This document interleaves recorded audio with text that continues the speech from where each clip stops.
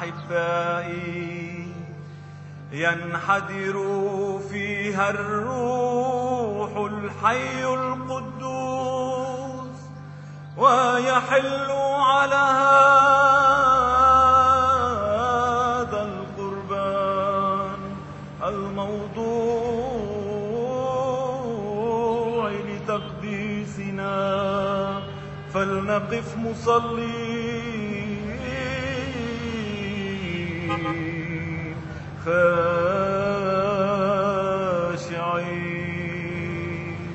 ارحمنا اللهم ارحمنا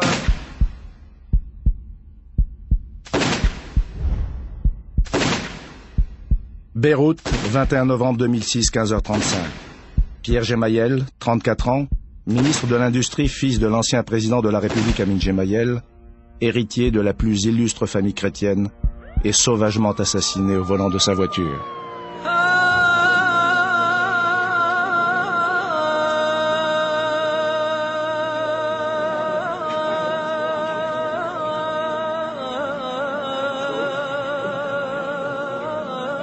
Au cours de ces 30 dernières années, la dynastie Gemayel a payé un lourd tribut à la tragédie qui secoue le pays. Ils étaient jeunes, parfois très jeunes. Après Amin, Manuel, Maya et Béchir, Pierre, qui porte le prénom de son grand-père comme le veut la tradition au Liban, est le 5e membre de la famille à perdre la vie dans des circonstances aussi tragiques. Pierre avait un caractère très spécial parce que il avait la nostalgie de l'enfance et en même temps il avait le leadership d'un grand homme.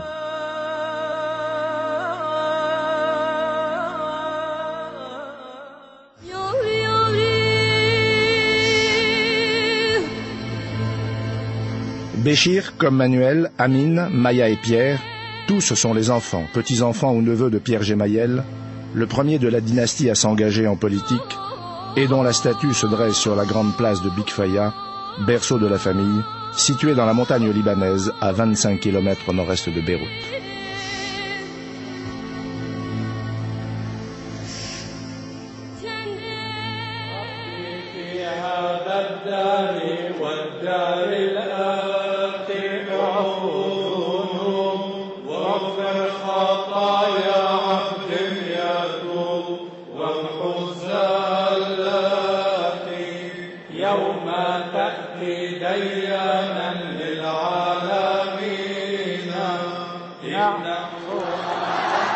Son assassinat crée un électrochoc dans le pays. Une véritable marée humaine envahit les rues de Beyrouth.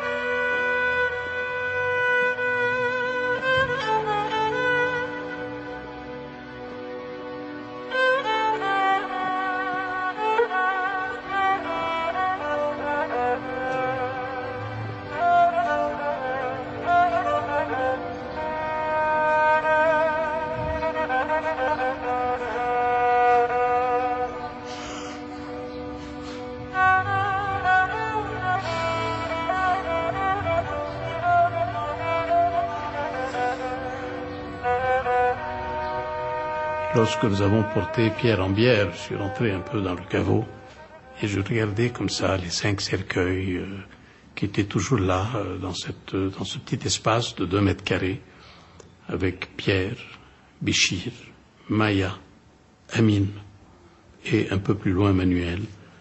Donc, vous voyez que ça vous donne à réfléchir quand même. Parfois, vous vous demandez, est-ce qu'il faut payer un tel tribut? Est-ce que vous devez tout seul porter tout ce fardeau? Est-ce que cette famille est-elle obligée de payer un prix aussi fort pour son dévouement, pour la cause nationale, pour ce Liban? Et puis, je sens que ces jeunes martyrs aussi vous donnent la force, vous donnent l'énergie. Et à partir de là, vous sortez de ce caveau, vous vous retroussez les manches et vous dites surtout gare à l'abdication.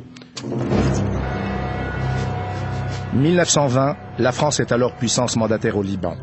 Le 1er septembre, le général Gouraud, haut commissaire au Levant, fait son entrée dans Beyrouth. C'est dans ce contexte que le futur patriarche grandit. Enfant, il connaît l'exil avec son père et son oncle, opposés à l'occupation ottomane du pays. L'année 1936 sera déterminante. Le Schirrpjer, comme l'appellent respectueusement ses proches, assiste aux Jeux Olympiques de Berlin. Il en revient fasciné et crée le parti phalangiste, parti de droite, plus connu au Liban sous le nom de Parti Kataeb. J'ai représenté le Liban aux Olympiades de 1936 à Berlin. Et là, j'ai vu la discipline qu'il y avait.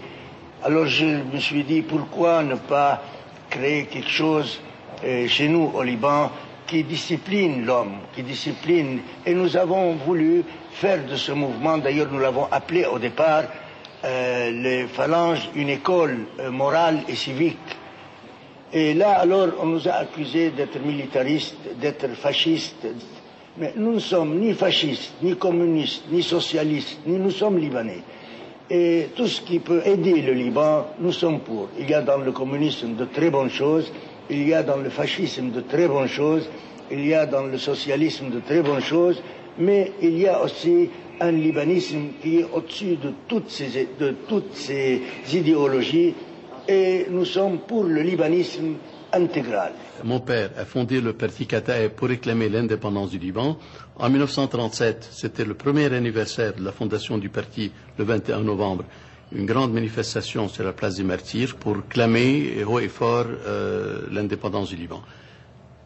Ils ont été assaillis par les gendarmes français. Mon père a été matraqué sur la tête, il a été blessé et amené à l'hôpital, la prison de l'hôpital. Et il a été arrêté là pendant quelques jours. Il y a eu de grandes manifestations et les autorités françaises ont été obligées de libérer pour éviter que ces manifestations ne dégénèrent. L'indépendance du Liban devient effective le 22 novembre 1943. Le pays est une mosaïque de communautés. Chrétiens maronites, druzes, musulmans sunnites et chiites cohabitent dans un climat de méfiance réciproque dû au tumulte de l'histoire. Ces différentes communautés doivent apprendre à vivre ensemble. En 1943, elles signent un pacte national qui répartit les responsabilités politiques du pays en fonction de leur importance. Un confessionnalisme rigide se met en place. Le président de la République doit être chrétien, le premier ministre musulman sunnite et le président du Parlement musulman chiite. Béchara El-Khoury, chrétien maronite, devient le premier président de la République. La France, soucieuse de son prestige, fait du Liban un partenaire privilégié et le berceau de la francophonie au Proche-Orient. À Beyrouth, le premier contingent des troupes françaises qui se retirent conformément aux accords récents va s'embarquer à bord du porte-avions d'Ixmude. Les commandants français et libanais passent en revue les soldats des deux pays.